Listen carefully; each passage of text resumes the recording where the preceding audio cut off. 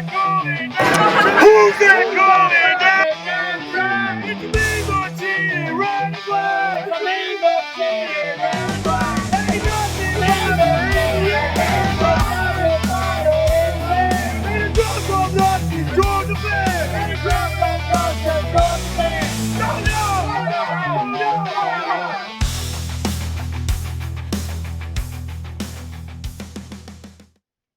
What's up, y'all? This is John and Mike back for another episode of the Nothing Finer podcast, live on Millions and as a part of the Fans First Sports Network. Before we get to anything tonight, we've got to remind you guys about our watch party at Barrel House South on Saturday. We will be there with merch. Jameis and Absolute will be there with prizes, merch, free drinks, all sorts of cool stuff. Rock 1061 is giving away $50 bar tabs. Go to their website or listen in for details on that. Barrel House is doing beer towers, specials on buckets of beer and canned cocktails. Orale Tacos has a special game day menu. And honestly, we're all doing so much to try and make this as fun and awesome as we can that I'm probably forgetting about half the shit that I should be talking about. And you know what? Wes may or may not be there. Just hang out there.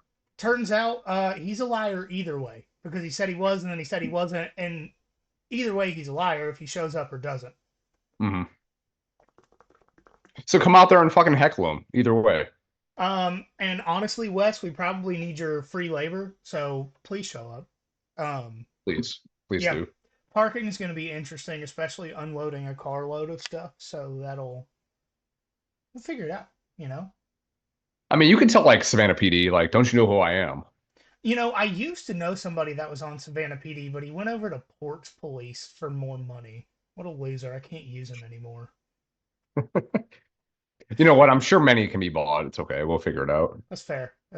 But tonight we have Candler Cook joining us once again to talk about who we think our breakout dogs will be for the 2024 season. Before he gets on, me and Mike are going over bandwagon teams. But before we get to that, how you been? What are you drinking? You've been great. Last week's been pretty busy for the most part. Started grad school. Took a couple-year break, COVID, and just kind of evaluating different things. Maybe take a break, but I'm back at it again. I didn't want my credits that have already accumulated to expire, so Wait, that's back at it. No, yeah, for sure. Like if I wouldn't have started this semester, the one semester I would have done would have expired by the time I would have been able to graduate. So is it like that for undergrad degrees too? That's a good question because I know Herschel Walker's back in school, so I don't know. Okay, but he's probably a different situation. I have no idea. I'm not near the athlete that Herschel was. I mean, some would say, I don't know, but he might be a different situation. But like regular people, my shit would have expired. So I had to get it back in it now, or else I would have wasted like a couple grand. So I'm back at it again. I ask because as far as I know, if I went back to school, it would take me less than a year to finish. I just haven't had a need to, and now I'm concerned that I'm not sure how the undergrad part of that works, just because so many, like, I know so many football players go back and do stuff, so I'm not positive. But I emailed Miss Kennedy, my advisor at Georgia Southern, about it like last summer, and she told me, yeah, you need to start fall of 24 or else your stuff's going to expire. So I'm back at it. But as far as what I'm drinking, I had some Southern Comfort earlier, got some Yingling now. Call me Anakin Skywalker the way I'm killing these Yinglings. How about you? I got water. I have not drank near enough water over the last 5 days. And as someone who works outside quite a bit, that was a mistake. I just owning up to it. But no, I actually went to 2 birthday parties yesterday. Didn't even know about one of them. But Kelsey's dad turned 50 yesterday, so we went. They had a party up just outside of Charlotte. Went up there, you are really considered a man in the family when you show up and they hand you food and say, grill this. So I was on the grill for quite a few hours because we had a lot of people and a lot of food. And then got in the pool. Okay. Apparently, pools are already cold in North Carolina. Fun fact. I do gotta say that our community pool, I mean, it's been 80-ish degrees the last like couple days here. It's considerably cooler than it had been like all summer. So I can believe that. It was cold. Like you jump in, your body tenses up for a second, and it takes a couple minutes to be comfortable in there.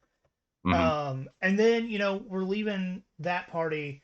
One of my best friends, Dennis, who I am trying to get on the show for Army Navy because he played for Army. Um, Yeah, yeah. man, this he's got a real bold personality. It's just who he is. Love him to death. One of my best friends in the world. He's like, nah, man, I don't want to talk on a podcast. It's like, what? What? No, that's exactly where we need you, brother. Yeah. Come Yes. But he called me when we were leaving. He was like, "Hey, we're doing my wife's birthday party. Just heard you were in town. Come over." So then we were out until 1 something in the morning and then got up and left to come back home. And my wife's best friend was in Hilton Head this weekend, driving back to where they live on the East Coast of North Carolina. So we met them for lunch. I'm just going to say this. I don't know what it means. The last time we saw this friend was the weekend of the last Georgia Clemson game. That's a good omen. I'm gonna go with that. I hope so. I hope so. And I told her that. So, I was like, I really just need you to take a nap around 8 p.m. on Saturday and we'll be good. Because when that pick six happened in the last game, she was taking a nap because we've been day drinking. I was yelling at the top of my lungs in the apartment we were in at the time, and she woke up and came outside. She's, what the hell's going on? You won't understand. Because I was just yelling, "Fuck you, DJ! Fuck you, DJ! Fuck you, DJ!" Um, you know what? Let's roll into a little bit of week one talk. Candler said he's running a few minutes behind, so we got plenty of time. Dude, week 0. Oh my Oh, God. did I say week one? It's not week Oh, my one. bad. My We only bad. had like 4 games, but dude, um, hate to say I told y'all so, but We did. told y'all so. Fucking 2-0. Yeah, I mean, I'm only 1-0 because I wasn't confident enough to put money on the money line, but I feel like we should go ahead and make our spreadsheet starting out Yeah. on top. We're both 100% right now. Yeah. We're gonna keep it that way all season. Our bank accounts are gonna be fat. Listen to us, and yours will too. Knock on wood. Don't don't sue us if you lose a lot of money because we say dumb shit. Just throwing that out there. I do got to say, there's a casual on one of our Facebook reels that are like, "You're wrong." I'm like, "No, I told you to hammer Georgia Tech, not that they would get hammered." Correct. Yeah, Understand my lingo. I saw that. It's I'm not. I said it on Instagram. A victim mentality in a tip agency football program is not going to work out right. And you Yeah. hear Florida State people up until last week talking about we should have been in the playoff, and there was dozens of signs talking about how Kirk Herbstreit and the rest of college game day is the reason that they got left out of the playoff. And it's like, no, you got left out of the playoff because you had a lot of pieces on offense and a quarterback that could get Mm, it to him. But behind that quarterback, you had statues. And not a right. statue in the sense of where you're talking about like older Matt Ryan or Matt Stafford. Statues is in like the dude can't even move his arm. Yeah. Like you got left out of the playoff because without Jordan Travis, you were not one of the best 4 teams in the country. I do not care what you have to say about that. Yeah, that shit's like solidified at this point. You can't you Yeah. no there's no legit argument that you could say in good faith that Florida State should have made the playoff at this point. Team of mercenaries, don't care. What Want to get they in their a last two team that games outscored 87-24 by teams from the state of Georgia. and you know what? The funny part is we're giving so much love to Georgia Tech. It makes me a little bit sick. I mean, not a little bit, but like really sick inside. But the fact that Florida State talks so much shit, players, fans, all that this offseason, Continuously. yeah, it makes it okay. I'm really I was a yellow jacket in theory for a couple hours on Saturday. And I mean, I got over that at this point, but I'm not gonna say I was a yellow jacket, but like if it was a boxing match, I was sitting in the blue and gold corner of the arena. You know, yeah, like I yeah, was fully over there, like grab his dick and twist it, and yeah, yeah. they won. But we've been saying for years we want Georgia Tech to be better to make that rivalry interesting. And here we ESPN are. said, regardless of how good Georgia Tech is, it's going to be interesting because it's going to be a Friday night game. Hmm. And now it looks like it'll be interesting in two ways. For sure, dude. I didn't necessarily want Florida. I mean, I would have been okay if Florida State would have won, but I'm As super long as ecstatic Tech that covered. right, exactly, which they did, no doubt. I mean, after that, Yep. they went back and forth that first, the first drives for each team. I was like, okay, I'm good. I'm safe here. The money line was a little bit in question for a little while, but dude, fucking RG3 was like on DJU's dick like most of that game. And I'm like, I don't see it. Because if you I wanted to take a 10-yard pass, a pass further than 10 yards, that's not your guy. If that's the offense you were gonna run, like I don't know. I don't mean, why would you go after DJU in that instance? I don't get it. I mean, through the first half, have you seen the graphic of what his average depth of target was for the It first was like half? negative .1 or something like It that, right? was. It Yeah. was. Um, Mike Norvell, maybe not an offensive genius, maybe not a personnel genius, maybe not a transfer genius. Um, Mm-mm. I mean, they still do have 11 games. Yeah. They could run the table from here on out and still make playoff. Um, Yeah. but as of right now, we were right. Everyone else was wrong, and Seamus showed up Nick Saban. Yeah. That he did. I mean, and I can't remember who it was. It was somebody from ESPN that said that Florida State was the first team to be the what was it, the unequivocal 17th ranked team in Seven, the ACC. yeah, yeah. Florida State is the first team to have the honor of being 17th in the ACC. I And couldn't have happened to a better bunch. the But yeah, ACC almost went 1-2 yesterday, with SMU almost dropping that game to 0 0-2. They should have lost Nevada. that game. They should have lost that game. That was They should have. I will say in the second half, Preston Stone looked really good. Their tight end second half was very much like a Brock Bowers takeover game. yeah, It wasn't against Auburn like Brock Bowers did last year, but 8 catches, 162 yards, and 3 touchdowns in the sick. second half. That Mhm. was that was pretty nuts. And then you had Montana State beating New Mexico, and just Mhm. I don't know if Well, they anyone were was down. upset about that. Said they were down like what 17-0 and came back to win like FCS team over FBS team.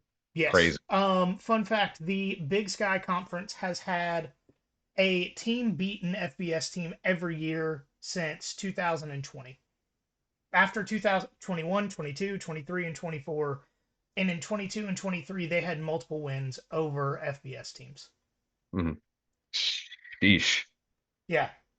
Oh, and the Big Sky Conference, Georgia Tech and their social media team did actually really well this weekend, especially after that. I mean, they posted clips of all the college game day people saying that Florida State was going to win, they were going to win the ACC, all that kind of stuff.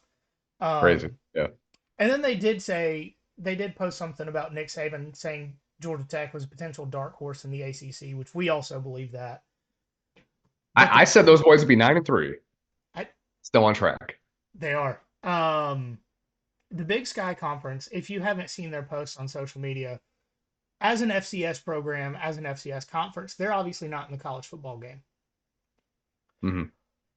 So they posted a picture of FCS Northwest Sharks Okay. against New Mexico. It was New Mexico they beat, right? Yeah. Yes, Yeah. It was New SMU Mexico. played Yeah. in Nevada. Yeah, yeah, yeah. Hmm. Against New Mexico, and the caption was FCS Northwest still undefeated. Yeah, buddy. Yeah, that's you got to give it to them. Yeah. Absolutely. I just fucking love college football, man. I'm so glad it's back. Like, what a great like opening like little teaser that we had this weekend, though, right?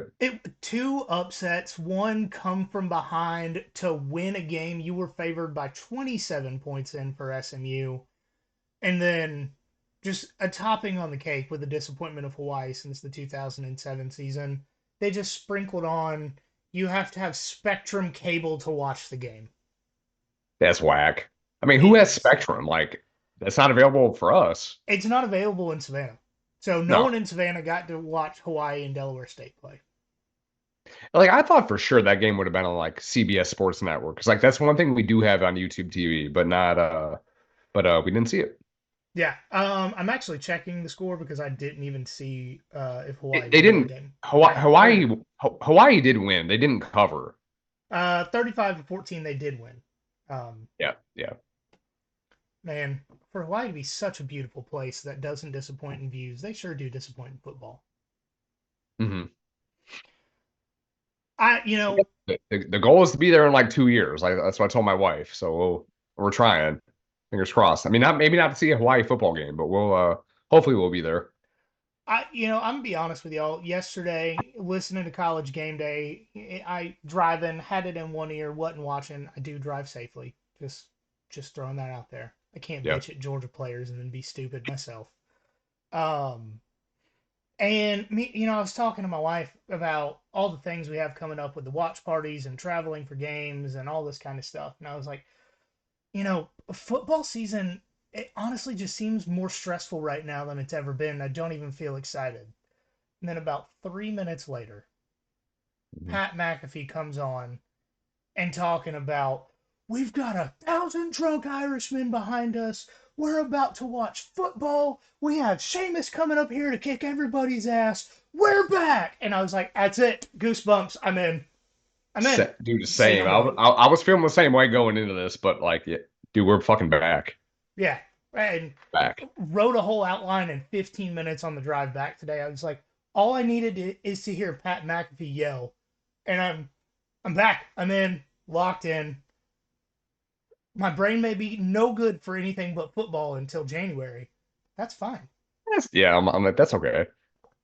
I mean, like ESPN threw his ass off TV because he was too drunk Friday to continue the show. We're back. And then they let Joe Tess and Jesse Palmer drink beer in the booth. ESPN is back. That's a fucking business plan right there. Does that everybody get shit faced on TV? I'm here Man, for it. I'm here for it. We got a future, maybe, possibly. I was Let's about get to say, if that's their business plan, ESPN, I I promise got, you, I will yeah, get we're you a not. deal with the Wild Turkey Distilling Company. I'm like, we're not nearly as expensive as anybody that's on TV right now. Just Can make guarantee sure your that. producer has a finger on the beat button at all times. hmm And you pay for our travel and you pay me as much as I currently get paid, I'm in. I don't even want to raise. Dude, 100%. Absolutely. Dude, I'll go buy a jersey for both teams every week, cut it down the middle, sew it The split together. jersey. Yeah, split jersey. I'll do it. I will. Yeah. Let's jump into bandwagon teams. Right back. First off the top, and ironically, we're both going with teams from the Big 12 America's Conference. And I'm picking a team that I just said last week before, they're not even going to play for their conference title. And I know last year Mike was disappointed by his Big 12 team, but it's still America's Conference. They're still the most fun. They still have the most parity. Um, And my pick may or may not have to do with this team being my dynasty team in college football 25 with that I did win back to back national championships with. But they've also got a ton of potential. We actually really wanted to put them in our Puncher's Chance series, but they went 8-4 last year and have a tough schedule this year. This team is the University of West Virginia, the Mountaineers. Super excited to watch them play this year, but they have a schedule this year at home against Penn State, Albany, Kansas, Iowa State, Kansas State, Baylor, and UCF. And they play at Pitt in the backyard brawl, Oklahoma State, Arizona, Cincinnati, and in the season with Mike's former bandwagon team, the Texas Tech Red Raiders. Fuck Texas Tech. I, Thank you. yeah. But the Mountaineers come in at 32nd returning production, 79% on the offense, 57% on the defense. Bring back Garrett Green at quarterback. Two of their top two rushers in C.J. Donaldson and Jaheim White. Two of their top three receiving threats are back, and they got former Dawg Justin Robinson from Mississippi State. I really like all of their receivers. A lot of that is based on gameplay because with the amount of seasons I'm in, I'm down to like their guy that's a true freshman this year. They do have a guy returning kicks. I want to say he's a freshman or a sophomore this year. Goes by Day, but his name is Rick Darius Farmer. He is West Virginia's Anthony Evans, Arian Smith. He has insane speed. He has all of the moves. This guy is going to be electric, and just based on the return game and the threats they have on offense, we could get some 2012 West Virginia vibes from this team. Dude, I'm here. I'm fucking here for it. We've been could. watching a lot. Like you said, like you've been playing the game, watching like all of like 2007 with West Virginia. Like they're so back. I keep saying that all the like this whole time. Everything's back. West Everything's Virginia's back. Everything's back. Everything is back. You know what? Let's bring Surge back again. Why not? Hell yeah, let's go. Hang, maybe. Maybe. What about Squirt, the soda? I'm here for Spartan being back. They were third in the country in sacks allowed last season. Third in rushing offense. The biggest area they need to improve in is their secondary. The good news, they got 6 different D1 guys out of the portal to bolster that secondary. And then last, or certainly not least, those Cold Rush uniforms are some of the baddest uniforms in the country this season. Yes. Like something that's like eerily similar to it. Like I don't know how many people that listen to us like watch like AEW, and I really don't watch them like that often, but they have a like a championship belt that looks eerily like the Cold Rush uniforms. I'm here for it. Oh, it's dope. Someone send West Virginia a Cold Rush belt. All right, what was it? Nick Khan or not Nick Khan? Shit, that's the WWE guy. Whatever the Khan is, I don't know. Guy that owns the Jaguars or Sun or whatever. I'm currently looking for a picture of that belt. It's like what the fuck is it? It's an AEW. Jesus, everybody's gonna be pissed off at this, but Caleb, what is it? I know you can't hear us. Not yet. Oh, God, the dude that fought with CM Punk, they got him fired more or less. He has a belt now. Look, I like it. I'm probably in the minority for it, but I think it's dope. It's like all black. It's super dark. I like it. I'm still looking. You want to go ahead and okay? It's the TNT Championship belt. Yes, that's the one. Yeah, yep. That is nice. I don't necessarily like TNT being on the front. I feel like that's a little gimmicky, but well, they have a TB. They do have a TBS belt as well. Like they instead of like the TV championship that like other promotions used to have in wrestling, they just went with like the cable network, which I'm not super against. I mean, that's fine. Yeah. It is gimmicky, but it is what it is. All right, I like it. Yeah. All right, so my bandwagon team again. You talked about it a little bit before. I was kind of like hearing in the background when I left the room, but my team, another Big 12 team. You think I would have learned my lesson by now, but it is Arizona. Like you mentioned, to start the bandwagon discussion, I trusted a Big 12 team in Texas Tech last year. Let me down in a big way. I keep saying no, fuck Texas Tech. Is what it is. It's a theme. But so this year I'm giving a kiss of death to another Big 12 team, and that's going to be Arizona. If we didn't agree that we couldn't pick one of our puncher's chance teams, I would have taken UCF. I was really high in UCF. I'm still high in UCF. I was going to do Utah if I hadn't been upset with the rule that I created. We did it to ourselves, really. We did. Oh. So, like, more or less, this is like our second bandwagon team. Like, we're second, or well, I guess it's our third favorite team, right? Yeah, Um, but I mean, to be fair, we do attempt to follow all of the puncher's chance teams throughout the season mhm, to keep up with them. Both of us watch way too much football, so I mean, we watch yeah, everybody. We're just rooting for these teams. yeah, for sure.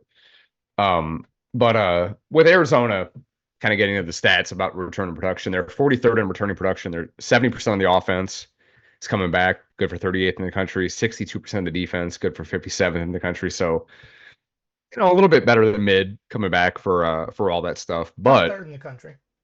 yeah, I mean they're fine. Like they're in a good position to be relevant in the new Big 12.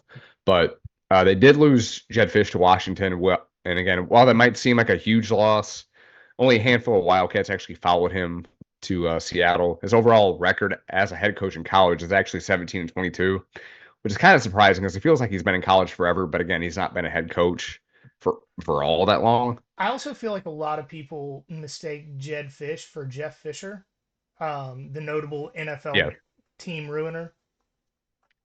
yeah, like career like 8-8 on average. Yeah. Yeah, Uh, but like you said, I mean he does switch jobs a lot. Since 2008, I think we mentioned this earlier in the year, but this is his 12th job that he's has in 2008. It's a lot. that's a lot. Uh, That's more it jobs than I've had in my entire adult life. same, same. Uh, but my biggest reason for picking Arizona is redshirt sophomore quarterback Noah Fifita. Talked about him at nauseum this summer, but he attempted 8 passes in 2022. He made his first start in the week 4 of last year against Stanford, where he led a 67-yard touchdown drive in the fourth quarter to beat Stanford in Palo Alto. Sorry. Um, Played really well in the close losses to College Bowl playoff runner-up Washington, and then again against USC in 3 overtimes the following week. From the USC game on, Noah Fifita was a fucking monster. Against number 19 Washington, they beat them 40 or he was wait, Washington State. Washington State. Oh my God. Like that wouldn't have happened. All right. Yeah, Washington State beat them 44-6. They were not ranked 19th in the country. Number 11 Oregon State, they beat them 27-24. Number 19 UCLA beat them 27-10. Number 22 Utah, again, didn't have a quarterback. They were like on the third string quarterback at that point. Did beat them 42-18. We both think very highly of that program. Number 12th ranked Oklahoma in the Alamo Bowl, 38-24. And then they finished the year on, or well, with all that stuff, they finished the year on the seven-game winning streak in their first bowl season since 2017, and just the program's fourth 10-win season ever. Right. So they're And when they started that 7 game winning streak, they were 3-3. yeah, Like they were 3 losses away from not being able to go to a bowl game. That's that's the impact Noah Fafita had on that team when he came in for Delora. yeah. I mean, like it was crazy how much better, like, obviously better that he was than the previous starter. Yes. But he was the Pac-12 Freshman of the Year offense player. Pac-12 Freshman Offensive Player of the Year. Put too many words in there. Uh, Finished the season, he was fourth in the country in completion percentage at 72.4%. And then among freshmen, he was fifth in passing yards at 2,869 yards. Second most touchdown passes at 25. Second least interceptions at 6. Third most completions at 241, fourth in yards per game at 239.1, and he was first in quarterback rating. And he The played in offense, 8 games last year. yeah, I mean, really incredible. Like he's due for if I mean, you could say it's a breakout year, but he's already broken out. Like everybody knows his name at this point, right? It should. Everybody should know his name. Yeah, they better know his name. The offense is loaded overall, and the defense should still be pretty good relative to the rest of the Big 12. They're bringing back All-American wide receiver McMillan, 90 catches for 1,402 yards, which again, huge. Like Georgia would kill for that kind of production from one person. Absolutely. You get it from everywhere else, but 1,400 yards is crazy. The offensive line might be the best in the Big 12. The Pac-12 leading tackler Jacob Manu uh, is back, and so is their secondary. It's pretty sick. And then new head coach Brent Brennan. Uh, he did a lot at San Jose State, which is again probably, I mean, along with like Eastern Michigan, probably one of the worst FBS programs in the country, and it's like consistently there. Like they, being in like Northern California, they really don't have like the access to Southern California players and all that. Like they're at a disadvantage compared to pretty much every other FBS program out there. Um, but in 2020, he was 7-1 in that season, so it was pretty sick. Um, in 2020, San Jose State got up to 19th in the AP poll, which, as far as I know, that's as high as they've ever gotten, at least in this century. And while that doesn't sound great, 19th, I mean, we're used to like, greatness over here, obviously, but San Jose State's probably a bottom five job in FBS, like I talked about. And he was able to get to 3 bowl games while he was in San Jose. So, I mean, he's good. At the very least, he's good. He did hire some really good recruiters and coordinators, and Dino Babers and Dwayne Aika. The Big 12 is the most balanced conference in the entire country, but Arizona played extremely well in arguably a better conference last year in the Pac-12. And kind of just looking at their schedule, I think it's very manageable. Start next week or Saturday against New Mexico, Northern Arizona. They do go to Kansas State and Utah in week 3 and 4, or the third and fourth games. Those are going to be tough toss-ups in my mind, but we should be able to hopefully win one of those.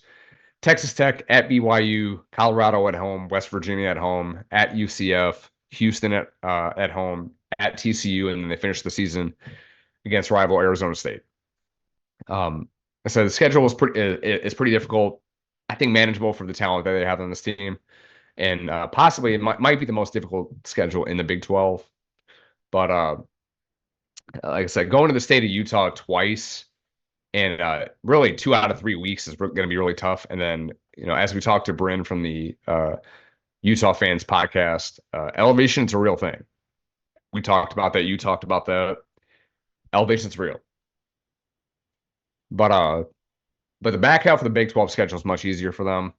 I still believe they can be a 10-win team and be really entertaining in the new like Big 12 After Dark schedule. I don't really know what else to call it, Time slot. Yeah, that time slot. There you go. But I do think that they're going to be really good, really fun, and I'm looking forward to keeping up with them. And that gives me something to watch after all the East Coast Central Time Zone stuff's over. So yeah, I got the Wildcats this year. Hopefully they'll be better than Texas Tech last year. Yes. I will say Tucson, Arizona. What do you think their elevation is?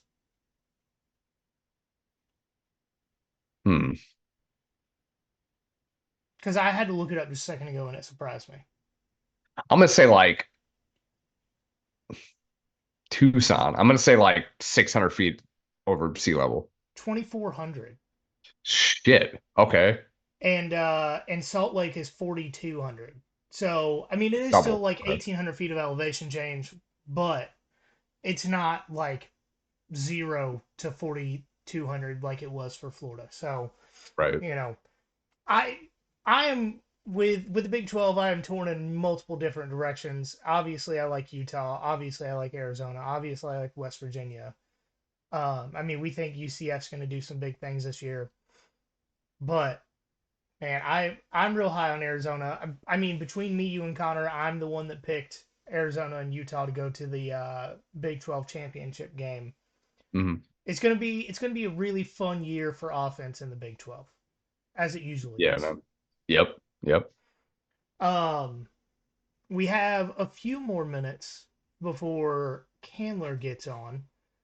Um, so we obviously did our college fantasy draft last weekend. Struggling with a name playing off one of my players, which is normally what I like to do. My starting quarterback is Brady Cook, but I also drafted Cam Rising. Mm. Oop. And I really, really want to make my starter Cam Rising and call my team House of the Rising Cam. Not against that. Yeah, I'm struggling with that.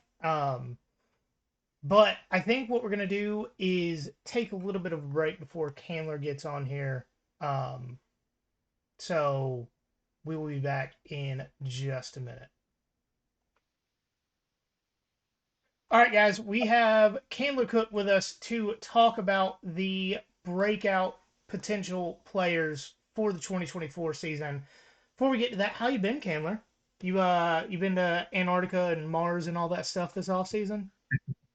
Not quite Mars, but the other ones, yes. I finished off going to all the continents, and it's been great. I always enjoy travel, but make sure to keep my schedule free in the fall because I know football season's coming, and I'm going to a bunch of games. I'm going to 8 regular season games this year for UGA, so I'm really excited about it.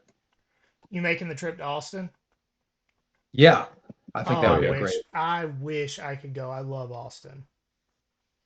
Yeah, I'm flying into Dallas. When I looked it up, at least one-way flight to Austin was about $2,000. So I'm flying Yeah. to Dallas and renting a car. Yeah, when we went, we flew into San Antonio and rented a car. Okay. Yeah. Even if it's not that specific weekend, I mean, we went for a music festival last year, and flights from Savannah to Austin were $500 per person. And it's like that's a Okay. lot. Yeah. But we're going through our breakout players of the year. Do you want to kick us off, Candler? Yeah, sure. Absolutely. I'm excited. UGA is always has such a great roster. I think this year though, there's more room than there has been the last 3 at least for some younger, like up and coming players to really make a splash at certain positions. Do you guys want to start on offense first? Yeah, offense, defense, just we'll do one player at a time, Just and in then general. yeah, Yeah. Yeah, so looking at the offense this year, I'm actually really excited to see the return of Branson Robinson.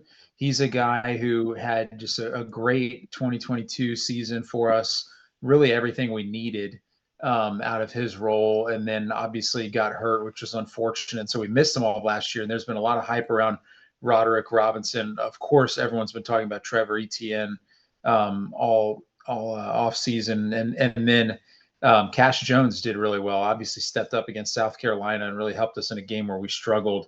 But I think Branson Robinson is the kind of bruiser that Georgia may need to win a close game against Texas or Bama or another team who has a strong front seven, and we need someone to just kind of bull forward and get some yards. So I could see him being a key cog of the offense for sure. Some other players that I think are going to step up. I'm actually really excited to see Landon Humphreys at receiver, and I'm very excited to see a hopefully, fingers crossed, healthy Arian Smith. If Yeah. we could have him for a full season, I think he'll make quite an impact. I mean, he's been, the kind of player that I think was similar to like Mikey Henderson back in the day. Arian Smith's taller, but it seemed like every time Mikey Henderson touched the ball, it was like a 40-yard touchdown in a close game against a rival.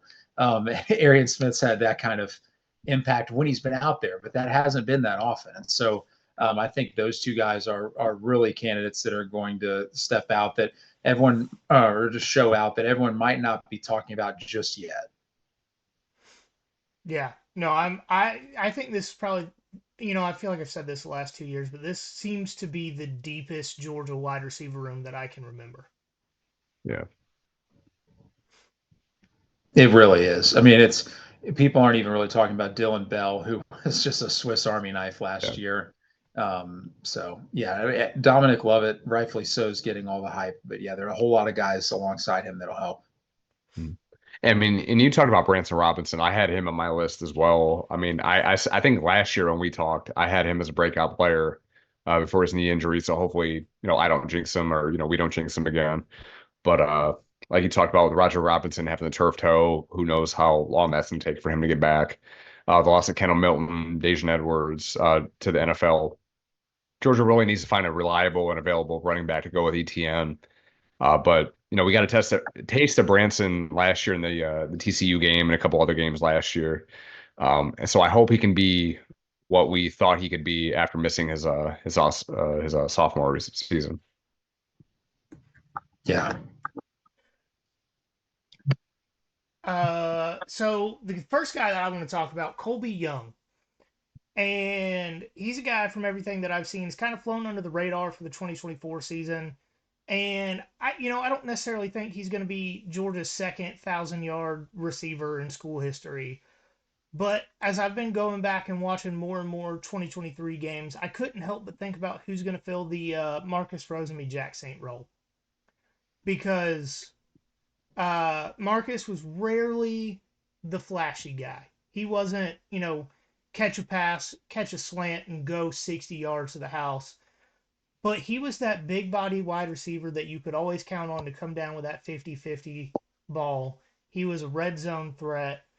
And with Brock gone, you're really going to have to find somebody to fill that role, and more than likely multiple people, because the planet that Brock Bowers was grown on, I don't think they've sent anybody else.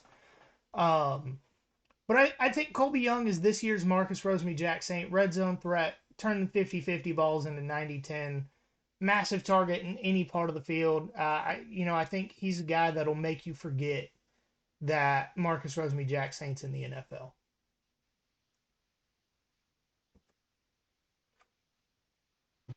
Yeah, I think that's a good pick. Mike, you want to go with another one? Oh, you're muted. Sorry, I thought I turned it on. My bad. All right, so when healthy last year, Christian Miller, I thought we saw flashes of what he could be. It's his third year in the program, and I fully expect him to be a huge contributor on the defensive line rotation. It has a chance to be a real household name. If anybody's played the EA Sports college football game, dude's a fucking monster. Sorry, but he's a beast in that game. So hopefully it's a preview of what we'll see in 2024. I've got Damon Wilson, another guy in that defensive front. And for this one, I really wanted to go with an edge guy that has potential to make a big impact this season. And for me, it was between Samuel Mpemba and Damon Wilson for this spot. But with the rotation Kirby uses in the front seven, I think you've got to look for context clues into who's getting more playing time. And Damon Wilson's a true sophomore that has been doing fall camp press conferences. Kirby's not normally the type of coach to send guys that are not going to get significant playing time out to the press. And Damon Wilson and Samuel Mpemba, if you guys don't remember, were teammates in high school. And while Mpemba was the higher rated guy because of the athleticism, Damon Wilson was much more polished pass rusher and run stopper coming out of high school. And with Marvin Jones off to the NFL, to the largest temp agency in the country in Tallahassee, the Dogs are looking for somebody to fill that role. Jalen Walker is going to be a hybrid linebacker, filling every hole in the linebacking core. And I think Damon Wilson's going to fill that elite pass rusher spot this year. Yeah, I could see that. There are a couple guys that I'm excited to see. One of which is KJ Bolden out of Buford. He's a young guy. I feel like the secondary has a few guys that have locked down spots, but it also had a little bit of turnover versus last year. So there's some minutes to go around. Each year, it seems like 3 wide receivers is becoming just a standard set, and 4 wide receivers are on the field more often. So there's more need for depth at corner, or really nickel and dime, than there's ever been before. So I'm interested to see who steps up in the secondary, and I think he'll be one to keep an eye on, because Georgia's going to face some teams with elite passing attacks this year. Immediately, Texas and Ole Miss come to mind. And we're going to need guys that can lock a guy down, because especially if we're blitzing, one mistake by a young player could cost you 7 points. And in a back and forth game that's really close, you need those guys to be very disciplined. It's far different than if a D lineman rushes the wrong gap and it ends up being a 5-yard run as a result of it. Mm-hmm. No, I had KJ Bolden as well. Kirby spoke really highly of him at media days, which is really rare. I mean, you could think about, he talked about, Malachi Starks before. We talked about Michael Williams as well over the last couple of years, but Glenn Schumann called him a sponge as well. So I think that's pretty much as high of praise as you're going to get out of our coaching staff. But could have a chance to start day one with Malachi Starks, sorry. But it should be an immediate key contributor to this team. So I'm excited to see KJ out there this year. And then my third guy, maybe not as much of a breakout player, if you really know Georgia football, but I got Big Nazir Stackhouse. With Tramel Walthour gone, the Dogs really need somebody in the middle of that defense that can stop the run. And we heard it a few months back when we talked to Nazir. He wasn't good enough last year. He didn't live up to his standard. He wants to be better. He came back to be better. From what I heard, he had fourth, fifth round NFL draft potential coming out of last year, and he was not happy with the way he played, so he decided to come back. And I think he does that. I think he has the fire to have his best season and really be the leader of that front seven, the veteran presence that, holds everybody accountable, stops the run. Uh, Jordan Davis, Devontae Wyatt type leader, I think he has the potential to be. Yeah, that would be great. I mean, Georgia really needs D linemen to step up. I feel like a powerful D line helps you in so many different ways. And there are a handful of guys that have some good experience there. And I think everyone's excited to see what Michael Williams is going to do. Is he going to have a Jarvis Jones like season? But there's also no substitute for pressure up the middle, and I think that's where he'll have a big impact for us. Yeah, especially after talking to him, and when we talked to him and asked, why'd you come back? And the fire in his eyes, you knew he was not taking anything less than his absolute best, let alone what he was going to take from the other people on that D line.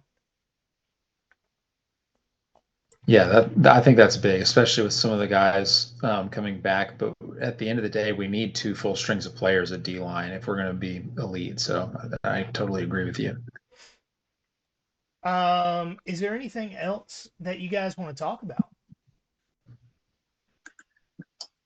Yeah, do you guys want to get into just some predictions for this year, either for Georgia or for the SEC or around the country? Yeah, we'd love to hear your thoughts. Yeah, definitely.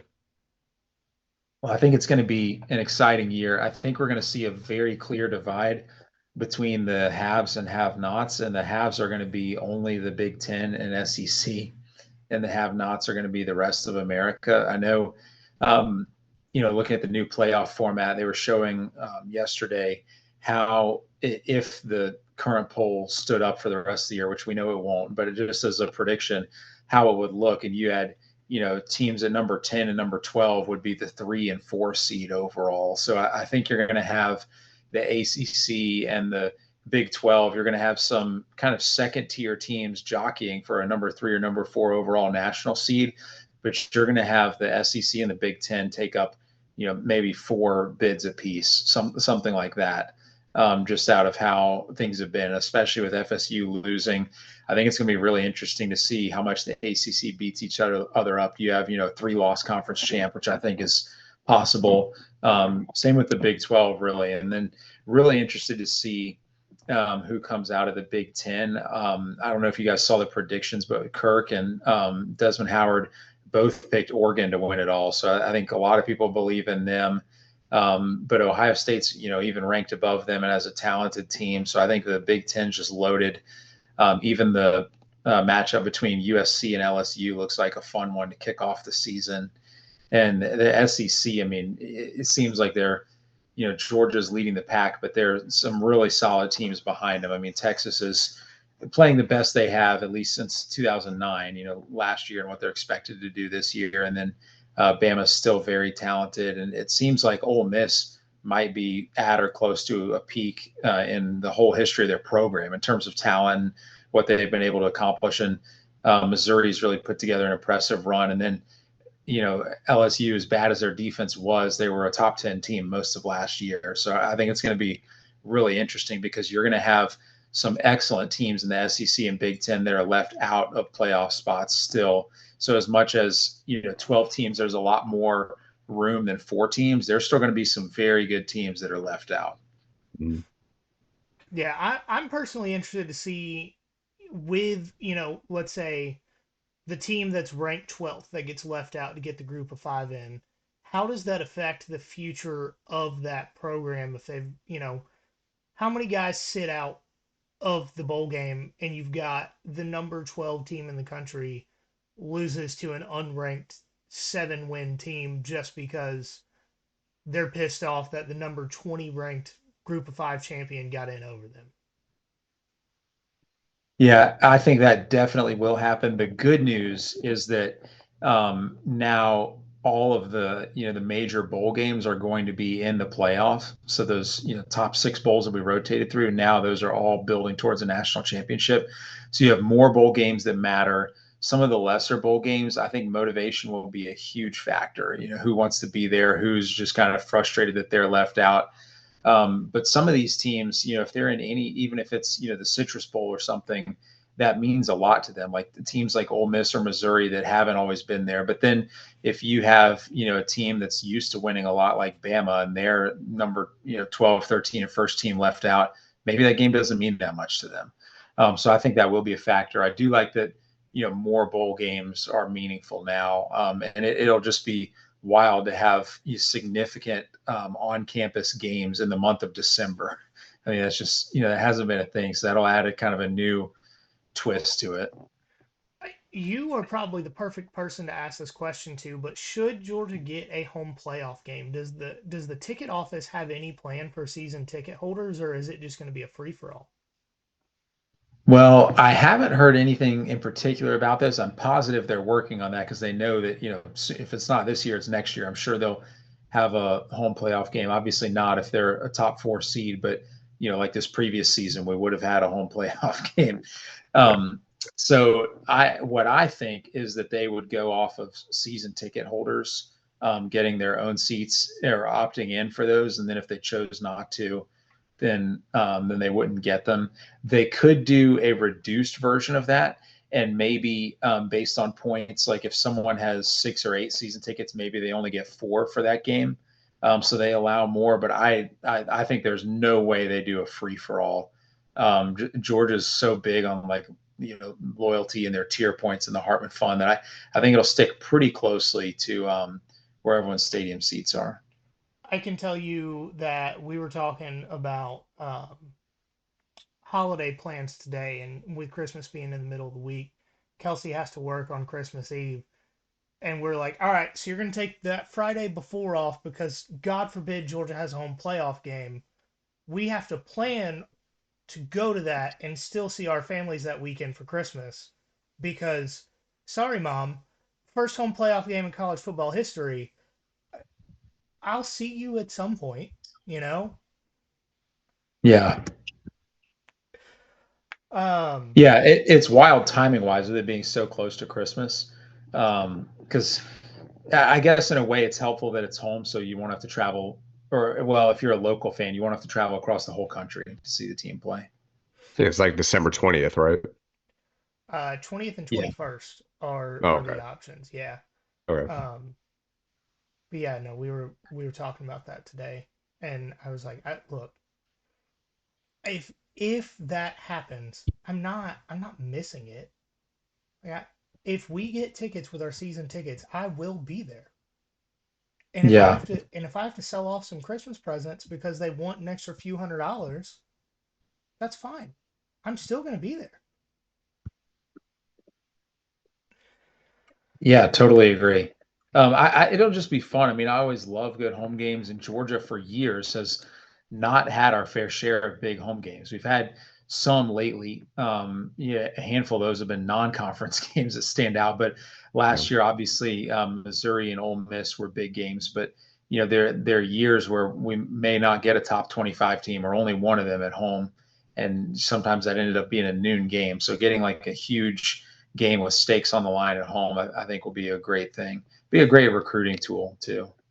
I think next year is, I think next year's home slate's the best in 15 years at least. Easily, yeah. Maybe Texas, ever, but Bama, yes. Ole Miss, all at home. That's going to be nuts. Yeah, I totally agree. I actually think that they may consider either greatly increasing the price of tickets.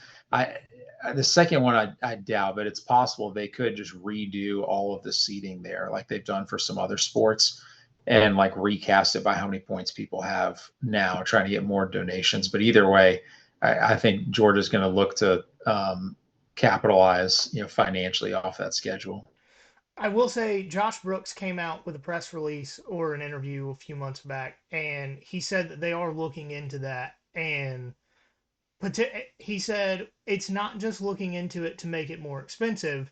He said some sports may get cheaper, some sports may get more expensive, but we're looking into changing things. So I would be highly upset if they moved me to the 600s, but Yeah, I don't think they will. I think it will definitely be up for discussion. I think they'll end up deciding to just change the ticket cost. Maybe go ahead and make them, 100 a game face value or something. sure. Um, I do think that's going to do it for us. We appreciate you coming on and talking to us. As always, we love your input, love having you on the show. Um, is there anything that anything else you want to hit on real quick? Mike just lost power, so there's a storm headed my direction too. Oh no. No, I'm just excited. Football's back. It's been a long off season, and I think everyone's ready. Some changes like Nick Saban's gone. You've got some new rivalries, some old rivalries that don't exist anymore. There's no more divisions. Playoffs, 12 teams. I think this season feels kind of like the wild, wild west. So everyone, should have a fun season as a fan. Yeah, we are looking forward to it, and I'm sure I will see you a few times throughout the season at some games. Um, but thank you for coming on and talking to us. Yeah, thank you for having me. I appreciate it. All right. I'm gonna close it out and and we'll be done. Um, guys, if you don't already follow us on social media, you know all the stuff. If you're gonna be in Savannah next weekend, come hang out at the watch party. We're bringing merch. Jameson and Absolute are giving away drinks, bar tabs, merch, the whole deal. We're doing it huge over at Barrel House South. And as always, guys, remember there's nothing finer in the land. Then a drunk, obnoxious Georgia fan.